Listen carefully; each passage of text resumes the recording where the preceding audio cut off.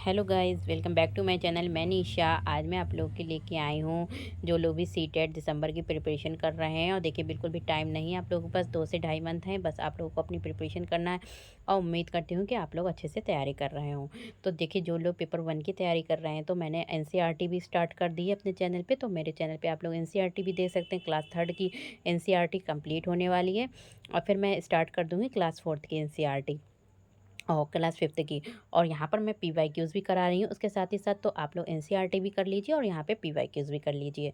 तो यहाँ पर मैंने आपकी 3 क्लासेस पीवाईक्यूज़ की करा दी हैं, जिसमें 30 क्वेश्चंस हैं। आज मैं लेके आई हूँ क्लास 4, जिसमें मैं 30 क्वेश्चंस कंप्लीट कराऊंगी। तो चलिए करते हैं।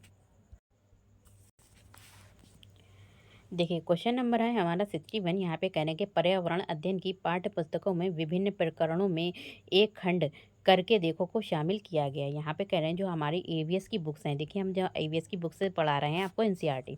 तो यहाँ पे कह रहे हैं कि ईवीएस की पाठ्य पुस्तकों में विभिन्न अलग अलग जो टॉपिक हैं उनको क्या किया गया, एक खंड करके देखो को शामिल किया गया है। अलग अलग प्रकरणों को एक खंड करके देखो को शामिल किया गया। जिसका उद्देश्य क्या है, इसका क्या उद्देश्य है। तो देखिए, ईवीएस में जो है अलग अलग थीम्स दे दिए। तो इसका क्या उद्देश्य है, इससे क्या है। तो यहाँ पे कह रहे हैं करके देखो का उद्देश्य ये है कि बच्चे जब करके देखेंगे चीज़ों को तो बच्चे ज़्यादा सीखेंगे। तो प्रत्यक्ष यानी कि अपने डायरेक्ट तरीके से प्रत्यक्ष हस्तपरक अनुभव उपलब्ध कराना। यहाँ पे मतलब चीज़ें, मतलब बच्चे पढ़ भी रहे हैं और उनको यहाँ पे देखा बता दिया है कि जैसे कि कहीं पे पेड़ लग रहा है, ठीक है।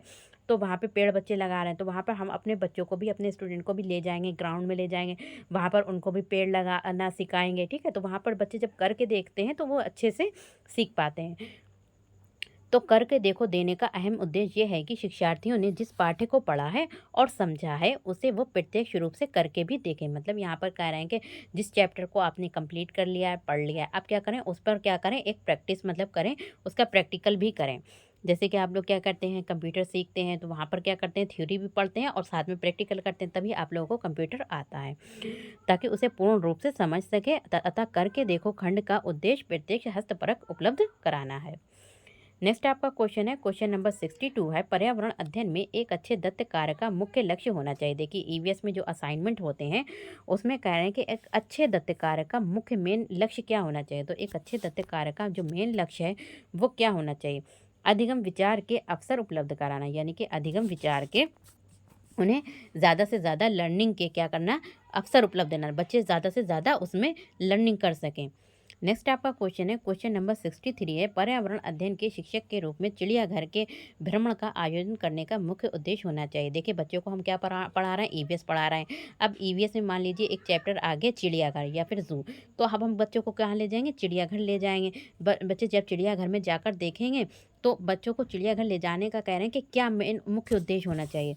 तो वहाँ पे जो मुख्य उद्देश्य होना चाहिए, शिक्षार्थियों को सक्रिय अधिगम उपलब्ध कराना। इससे बच्चे क्या करते हैं, देखिए बुक में दिया होता है, बुक से तो जानकारी लेते ही लेते हैं, ठीक है। लेकिन जब हम बच्चों को डायरेक्ट चीज़ें वहाँ पर ले जाकर दिखाते हैं तो उनका जो ज्ञान होता है वो क्या होता है, वास्तविक रूप से जो ज्ञान होता है वो सक्रिय हो जाता है, एक्टिव हो जाता है और हमेशा के लिए क्या होता है, उनके माइंड में आ जाता है। तो माइंड में बस जाता है, मान लीजिए। नेक्स्ट आपका क्वेश्चन है, क्वेश्चन नंबर 64 है, सामाजिक विज्ञान के संदर्भ में पर्यावरण अध्ययन पढ़ाने का निम्नलिखित में से कौन सा उद्देश्य नहीं है। सामाजिक विज्ञान के संदर्भ में, जैसे कि यहाँ पे कह रहे हैं जो एसएसटी है उसके संदर्भ में ईवीएस को पढ़ने का निम्नलिखित में से कौन सा उद्देश्य नहीं है। तो ईवीएस का कह रहे हैं कि मुख्य उद्देश्य नहीं है, तो कौन सा उद्देश्य नहीं है। तो इसमें कह रहे हैं कि इसे बच्चों को मुख्य शब्दावली की सही परिभाषा याद करने का योग्य बनाना चाहिए। तो ये पर्यावरण अध्ययन का मुख्य उद्देश्य नहीं है। तो ये हम पर्यावरण के बारे में नहीं कह सकते हैं कि मतलब वहाँ पर परिभाषाओं को रटना, कोई चीज़ दे रखी तो पर्यावरण जो है ईवीएस में बच्चों को समझाना है। ना कि देखिए, कोई भी चीज़ है, कोई भी सब्जेक्ट बच्चों को है तो हम लोग ज़्यादा से ज़्यादा समझाएंगे। यहाँ ये नहीं कि बच्चे को नहीं आ रहा है तो उसको 10 बार समझाएंगे। ये नहीं कि मतलब बच्चे को क्या करना है, रटाना नहीं है। तो ठीक है, बच्चे को कोई भी अगर नहीं समझ में आ रहा है, हल्के से समझाएंगे, धीरे से समझाएंगे। अगर बड़ी चीज़ें नहीं समझ में आ रही तो उसको टुकड़ों में समझाएंगे। तो यहाँ पर जो है कह रहे हैं कि जो ईवीएस पढ़ाने का उद्देश्य क्या नहीं है, तो क्या नहीं, बच्चों को मुख्य शब्दावली की सही परिभाषा याद करने योग्य बनाना। तो ये बनाना चाहे तो ये गलत है। नेक्स्ट आपका क्वेश्चन है 65 है, कविता पर्यावरण अध्ययन की कक्षा में गरीबी, निरक्षरता और वर्ग असमानता जैसे सामाजिक मुद्दों पर बल देना चाहती है। निम्नलिखित में से कौन सा अधिगम अनुभव इस उद्देश्य की प्राप्ति में अधिक प्रभावी होगा? देखिए, कविता पर्यावरण अध्ययन की कक्षा में गरीबी, तो जहाँ पे कविता जो है वो एक टीचर है, तो पर्यावरण अध्ययन की कक्षा में गरीबी यानी कि जो गरीबी होती है, निरक्षरता, यहाँ पे बच्चे नहीं पढ़े लिखे होते हैं, और वर्ग असमानता जैसे सामाजिक मुद्दों पर बल देना चाहती है। यहाँ पे जो टीचर जो है इन सब चीज़ों पर क्या देती, बल देना चाहती है। तो निम्नलिखित में से कौन सा अधिगम अनुभव इस उद्देश्य की प्राप्ति में अधिक प्रभावी होगा? तो इसमें से कह रहे हैं कि कौन सा उद्देश्य जो है वो सही रहेगा। तो कौन सा सही रहेगा? तो यहाँ पे शिक्षार्थियों को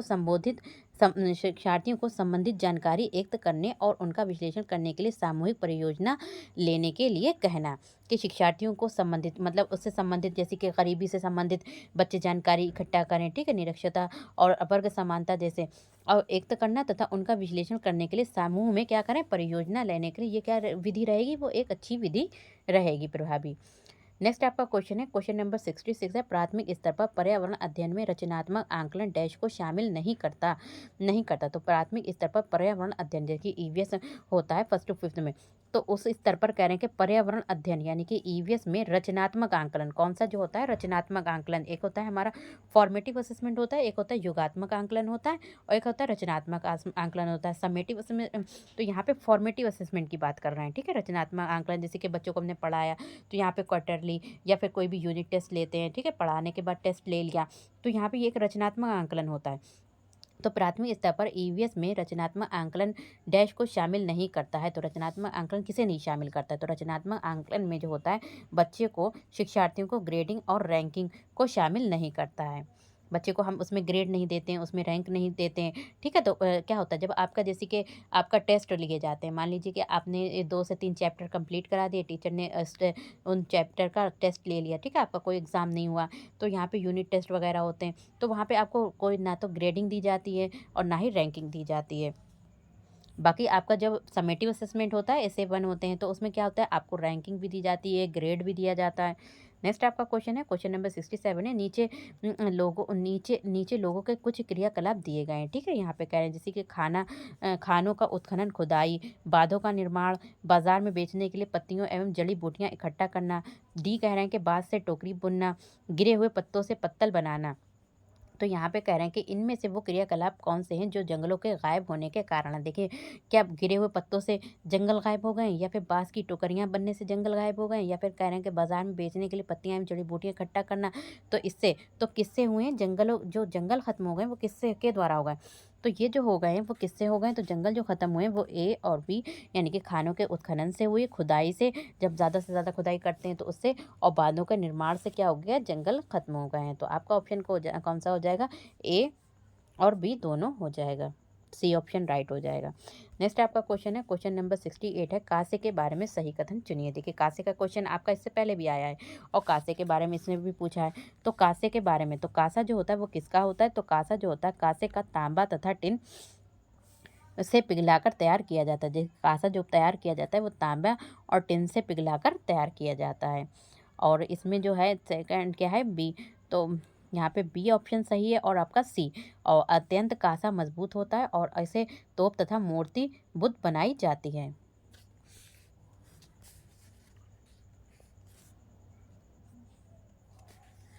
तो आपका ऑप्शन कौन सा हो जाएगा? बी और सी राइट हो जाएगा। नेक्स्ट आपका क्वेश्चन है, क्वेश्चन नंबर है 69, गांधीधाम गुजरात में रहने वाला कोई व्यक्ति पहले भोपाल मध्य प्रदेश और फिर हैदराबाद आंध्र प्रदेश जाना चाहता है। उसके सफ़र यानी कि जो भी उसकी ट्रैवलिंग होगी, यात्रा की दिशाएं क्या होंगी, क्या उनकी डायरेक्शंस होंगी? तो उनकी जो डायरेक्शंस होगी, तो पहले वो कहाँ जाएगा, यानी कि गुजरात का रहने वाला व्यक्ति है, पहले भोपाल मध्य प्रदेश, तो पहले कहाँ जाएगा, भोपाल जाएगा। तो पहले वो किधर जाएगा? तो पहले वो पूर्व दिशा यानी कि भोपाल पूर्व दिशा में जाएगा, और फिर कहाँ जाएगा, दक्षिण दिशा में जाएगा। नेक्स्ट आपका क्वेश्चन है, क्वेश्चन नंबर 70 है, किसी शहर के मानचित्र पर लिखा था स्केल 1 सेंटीमीटर 1 110 मीटर और यदि मानचित्र पर किसी दो स्थानों के बीच की दूरी 15 सेंटीमीटर है तो उन दोनों स्थानों के बीच की वास्तविक दूरी होगी। तो यहाँ पे क्वेश्चन समझने वाला है। देखिए, एक मानचित्र जो मैप होता है, ठीक है, इस तरीके से जो हमारा मैप होता है, ठीक है, वो सही बन नहीं पाया। तो ये हमारा मैप होता है, ठीक है। इसमें कह रहे हैं कि एक स्केल सेंटीमीटर जो है वो क्या है, 110 सेंटीमीटर है। तो एक स्केल सेंटीमीटर यदि मानचित्र पर किन्हीं दो, यहाँ पे एक यहाँ से लेके और यहाँ तक की जो दूरी है वो कितनी है, 15 सेंटीमीटर है। तो 15 सेंटीमीटर, तो हम क्या करेंगे, यहाँ पे इनकी मल्टीप्लाई कर देंगे। तो यहाँ पे अगर हम एक स्केल सेंटीमीटर, एक स्केल वन सेंटीमीटर, तो यहाँ पे कह रहे हैं कि एक स्केल आपने देखा होगा, ठीक है। यहाँ पे 1 सेंटीमीटर जो है वो किसके बराबर है, 110 मीटर के बराबर है, ठीक है। अब 15 सेंटीमीटर कितने मीटर के बराबर होगा, तो हम क्या करेंगे, 15 यहाँ पे 110 की यहाँ पे क्या करेंगे, 110। देखिए यहाँ पर हम क्या करेंगे, देखिए आप देखिए, तो यहाँ पर हम क्या करेंगे, 110 की 15 से क्या कर देंगे, मल्टीप्लाई कर देंगे। तो हमारा आंसर कितना आ जाएगा, तो यहाँ पर जो हमारा आ जाएगा, देखिए 5 का 0, यहाँ पे 0 आ जाएगा, 5 कम 5 आ जाएगा और फिर आ जाएगा हमारा, फिर आ जाएगा 5 कम 5 फिर आ जाएगा। तो इसी तरीके से जो हमारा आ जाएगा वो कितनी हो जाएगी, दूरी जो हो जाएगी 1 पॉइंट यानी कि 1650 मीटर। तो हमारा कितना आ जाएगा, 1650। तो हमारा ये 1650 जो आंसर है, तो इसको हम कहेंगे 1 किलो यानी कि 1065 किलोमीटर, ठीक है। तो इसका ऑप्शन हमारा ये आ जाएगा। नेक्स्ट आपका क्वेश्चन है, क्वेश्चन नंबर 71 है, माउंट एवरेस्ट एक भाग है। तो माउंट एवरेस्ट किसका भाग है, तो माउंट एवरेस्ट जो है वो क्या है, नेपाल का एक भाग है, ठीक है। नेक्स्ट आपका क्वेश्चन है, क्वेश्चन नंबर 72 है, नीचे दिए गए कर्तव्य उत्तरदायित्वों का अध्ययन कीजिए, ठीक है। जैसे कुछ कर्तव्य उत्तरदायित्व दे रखे हैं, आपकी जो ड्यूटीज़ हैं वो दे रखी हैं। तो क्या क्या कर्तव्य हैं, तो अन्य लोगों का सामान उठाने में मदद करना, ठीक है, किसका कर्तव्य है, पूरे ग्रुप के आगे चलना ताकि ग्रुप पीछे पीछे चले। और सी यहाँ पे कह रहे हैं कि जो चल ना पाए उसे रोकने के लिए कहना। और डी कह रहे हैं कि साथी के बीमार होने पर उसका ध्यान रखना और सबके लिए खाने पीने का इंतजाम करना। ई कह रहे हैं कि रुकने और आराम करने के लिए अच्छी जगह ढूंढना। तो यहाँ पे कह रहे हैं कि माउंटिंग में ग्रुप लीडर की जिम्मेदारियां उपयुक्त में से चुनाव कीजिए। तो जो ग्रुप लीडर की जो जिम्मेदारियां होती हैं वो क्या क्या होती हैं, अभी हमने 5 पढ़ी हैं, जिसमें से आपको ग्रुप लीडर की जिम्मेदारियां बतानी है। तो कौन कौन सी होती हैं, एक तो आपकी होती है ए, डी, ई और ई। तो ए होती है, ई होती है, डी होती है, देखिए साथी के बीमार होने पर उसका ध्यान रखना किसका होता है, तो जो मॉनिटरिंग में ग्रुप लीडर होता है उसका क्या होता है, अगर उसका साथी बीमार है तो उसका ध्यान रखना और सबके लिए खाने पीने का इंतजाम करना, रुकने और आराम करने के लिए जगह ढूंढना। और ए क्या है आपका, अन्य लोगों का सामान उठाने में मदद करना। तो आपका ऑप्शन राइट हो जाएगा ए डी ई। नेक्स्ट आपका क्वेश्चन है, क्वेश्चन नंबर 73 है, उस वैज्ञानिक का नाम क्या नाम है जिसने सर्वश्रेष्ठ मच्छर के पेट के अंदर ताक झांक की और ये सिद्ध किया, किसके, मच्छर के पेट के अंदर। तो यहाँ पे कह रहे हैं कि मच्छर के पेट के अंदर ताक झांक की और ये सिद्ध किया कि मलेरिया मच्छर से फैलता है, तथा इस अनुसंधान के लिए जो भी रिसर्च की गई थी, दिसंबर 1902 में चिकित्सा के क्षेत्र में नोबेल पुरस्कार किसे दिया गया था। तो ये जो नोबेल पुरस्कार दिया गया था, रोनाल्ड रोस को दिया गया था। किसे दिया गया था, रोनाल्ड रोस को दिया गया था। क्वेश्चन नंबर 74 है, रजत ने अपने मित्र से कहा, मैं नहीं खेल सकता क्योंकि मुझे बुखार है। मैं कभी बुखार, सिरदर्द और अंत में पसीना आने के चक्र से गुजरता हूँ। रक्त की जांच के बाद डॉक्टर ने मुझे एक कड़वी दवाई दी। तो रजत किस रोग से पीड़ित है, तो रजत जो है यहाँ पे किससे पीड़ित है, तो मलेरिया से पीड़ित है। नेक्स्ट आपका क्वेश्चन है, यहाँ पे क्वेश्चन नंबर है 75, अलबरूनी कौन था। तो यहाँ पे कह रहे हैं कि अलबरूनी कौन था। तो अलबरूनी वो जो था वो कौन था, तो अलबरूनी जो था वो उज़्बेकिस्तान का यात्री था जिसने एक किताब लिखी जो हमारे देश के इतिहास के बारे में जानने में क्या है, सहायक है। नेक्स्ट आपका क्वेश्चन है, क्वेश्चन नंबर 76 है, रात में जागने वाले जानवर हर चीज़ को कैसा दिखाई देखिए जो जानवर रात में जागते हैं उन्हें सब चीज़ कैसी दिखाई देती है, तो उन्हें केवल काला और सफ़ेद ही दिखाई देख सकते हैं। नेक्स्ट आपका क्वेश्चन है, क्वेश्चन नंबर 77 है, हाथियों के झुंड के बारे में सही कथनों को चुनिए। देखिए हम पढ़ेंगे चैप्टर जो क्लास 4th की बुक है उसमें हम हाथियों के बारे में पढ़ेंगे, ठीक है। तो ये क्वेश्चन भी वहीं से लिया गया है। तो यहाँ पे देखिए, यहाँ पे कह रहे हैं कि हाथियों के झुंड में केवल हथनियाँ और 14-15 वर्ष के बच्चे ही रहते हैं। बी कह रहे हैं कि हाथियों के एक झुंड में किसी एक परिवार का सदस्य होते हैं। सी कह रहे हैं यहाँ पे झुंड की सबसे बुजुर्ग हथनी ही पूरे झुंड की नेता होती है। और डी यहाँ पे बता रहे हैं ऑप्शन, एक झुंड में हथनियाँ और बच्चों की संख्या कितनी भी हो सकती है। तो इसमें सही ऑप्शन का हमें बताना है। यहाँ पे देख लीजिएगा क्वेश्चन में सही पूछ रहे हैं या फिर गलत पूछ रहे हैं, तो हमें सही सही ऑप्शन के बारे में बताना है। तो सही ऑप्शन आपके कौन से हैं? तो ए और सी आपका सही है। यानी कि हाथियों के झुंड में केवल हथिनियाँ और 14-15 वर्ष के बच्चे ही रहते हैं। और सी कह रहे हैं कि झुंड की सबसे बुजुर्ग हथिनी ही पूरे झुंड की क्या होती है? नेता होती है। तो यहाँ पर आपका जो ऑप्शन है वो क्या हो जाएगा? सही। तो ए और सी सही हो जाएगा ऑप्शन। नेक्स्ट आपका क्वेश्चन है, क्वेश्चन नंबर 78 है। पंखुड़ियों के अंदर फूल के बीच कुछ पतली पाउडर जैसी रचनाएं दिखाई देती हैं, जिन्हें क्या कहते हैं? देखिए कहा यहाँ पे कह रहे हैं पंखुड़ियों के अंदर फूलों के बीच, जैसे कि कोई फूल होते हैं तो पतली पतली सी क्या होती है, एक पंखुड़ी के बीच में कहते हैं पाउडर जैसी रचनाएं दिखाई देती हैं, जिन्हें क्या कहते हैं? तो उन्हें हम बोलते हैं पराग। क्या बोलते हैं? पराग बोलते हैं। नेक्स्ट आपका क्वेश्चन है, क्वेश्चन नंबर 79 है। यदि आप रेलगाड़ी द्वारा अहमदाबाद गुजरात जाएं तो आपको रेलवे स्टेशन पर अधिकतर बेचने वाले खाने वाले की कौन कौन सी चीज़ें वहां पर मिलेंगी?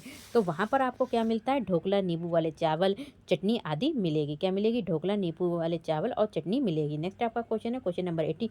पक्षी अपनी गर्दन बहुत अधिक हिलाते हैं, इसका कारण क्या है? तो पक्षी अपनी गर्दन को बहुत अधिक हिलाते हैं, इसका कारण क्या है? पक्षियों की आंखों की पुतली नहीं घूम सकती। देखिए पक्षियों की जो आंखों की पुतली होती है वो नहीं घूम सकती, इसलिए वो क्या करते हैं? अपनी गर्दन को हिलाते हैं। ठीक है, तो ऊपर नीचे देखने के लिए क्या करते हैं? अपनी गर्दन को हिलाते हैं। नेक्स्ट आपका क्वेश्चन है, क्वेश्चन नंबर है 81। यहाँ पे कहने के निदान के पक्षपात कोई डॉक्टर रोगी से ये कहता है कि उसके खून में हीमोग्लोबिन की कमी है। देखिए कब जब आप कोई जांच कराते हैं तो आपको पता चलता है कि आपके अंदर क्या है? खून में हीमोग्लोबिन की कमी। जो भी आपका ब्लड है उसमें किसकी कमी है? हीमोग्लोबिन की। तो उस रोगी को आयरन की कमी को पूरा करने के लिए क्या क्या खाना चाहिए? तो उसे क्या क्या खाना चाहिए? तो उसे खाना चाहिए आंवला, हरे पत्तेदार सब्जियाँ और गुड़।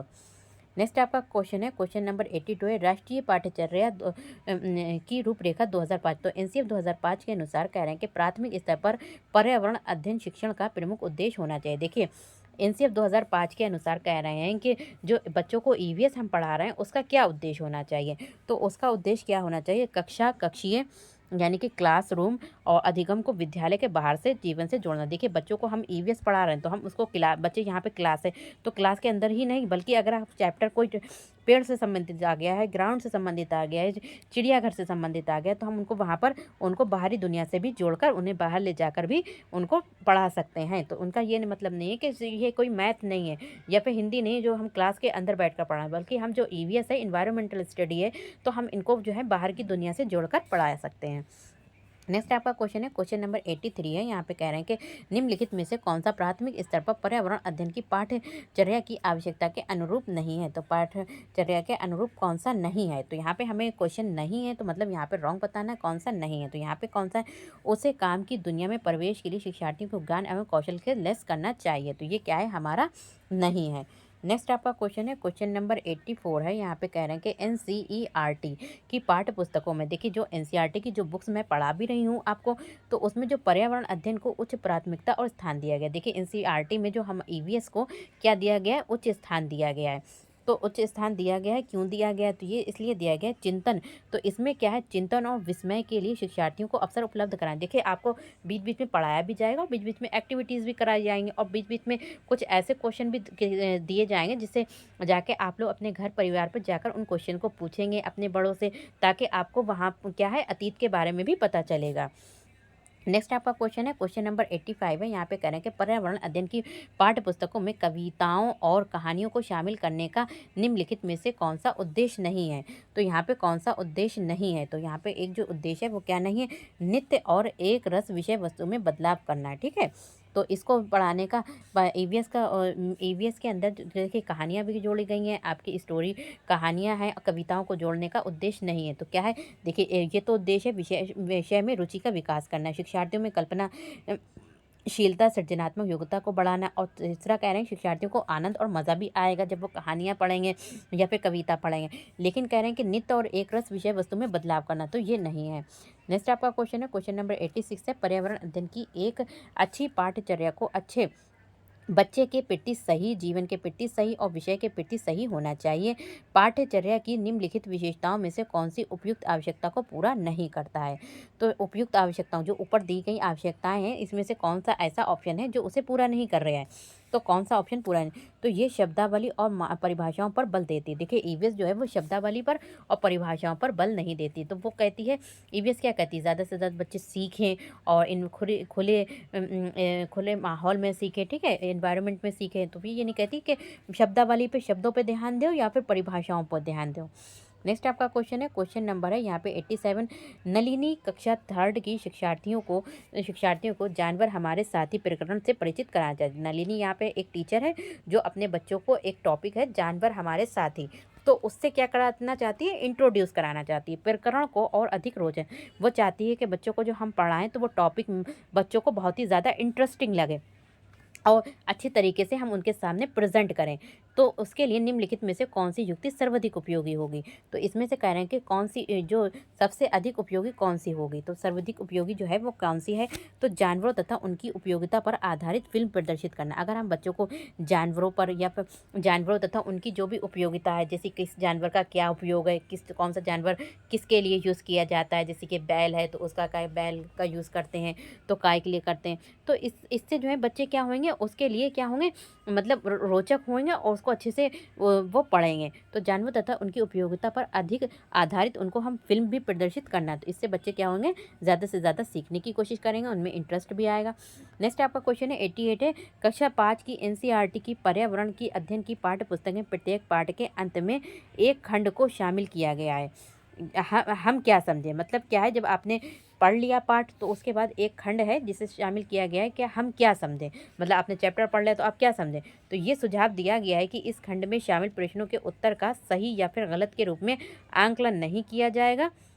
ये परिवर्तन इसलिए किया गया है क्योंकि इससे क्या होगा, तो ये परिवर्तन इसलिए किया गया है क्योंकि इससे जो है ये जानने में शिक्षक की सहायता करता है कि बच्चे कैसे सीख रहे हैं। तो ये जो दिया गया है कि हमने क्या समझा, तो इससे बच्चे के शिक्षक को जानने में सहायता मिलती है कि बच्चों ने कितना सीखा है। नेक्स्ट आपका क्वेश्चन है, क्वेश्चन नंबर 89 है, प्रयोगशाला खोजना, जांच पड़ताल और प्रश्न पूछना पर्यावरण अध्ययन की सक्रिय अधिगम की अनिवार्य तत्वों का निर्माण करते हैं। एक शिक्षक खाना जो हमें खाना चाहिए की संकल्पना के बारे में बताने के लिए निम्नलिखित गतिविधियों की व्याख्या करता है। तो यहाँ पे प्रकरण का एक वीडियो दिखाता है, श्याम पट पर उसके प्रकार के सभी भोज्य पदार्थों के चित्र बनाता है, सी करें कि विभिन्न भोज्य पदार्थों के उदाहरण देता है, प्रत्येक में अनिवार्य तत्व बताता है, शिक्षार्थियों से कहता है कि सभी संबंधित स्रोतों से संबंधित जानकारी एक तरह करें। तो इसमें से कौन सा, तो श्याम पट पर, तो यहाँ पे कह रहे हैं कि जो श्याम पट पर उस प्रकार के सभी भोज्य पदार्थों से चित्र बनाता है। नेक्स्ट आपका क्वेश्चन है, क्वेश्चन नंबर 90 है और लास्ट क्वेश्चन है आपका। तो यहाँ पे कक्षा 4 के शिक्षार्थियों को हम सब जगह हवा, क्या कह रहे हैं कि जो वायु है वो सब जगह है। तो प्रकरण को पढ़ाते समय गति का निम्नलिखित गतिविधियों को करने की योजना बनाती है, जैसे कि प्रकरण से संबंधित प्रश्न पूछना, ठीक है, शिक्षार्थियों को क्षेत्र भ्रमण पर ले जाती है। और तीसरा यहाँ पे कह रहे हैं कि विशिष्ट उदाहरणों से संकल्पना की व्याख्या, संकल्पना को समझाने के लिए मल्टीमीडिया कैप्सूल का प्रयोग। तो उपयुक्त प्रस्तावित गतिविधियों में से कौन सी प्रकरण को प्रभावी तरीके से, कह रहे हैं कि पढ़ाने के लिए सार्थक नहीं है, तो कौन सा नहीं, शिक्षार्थियों को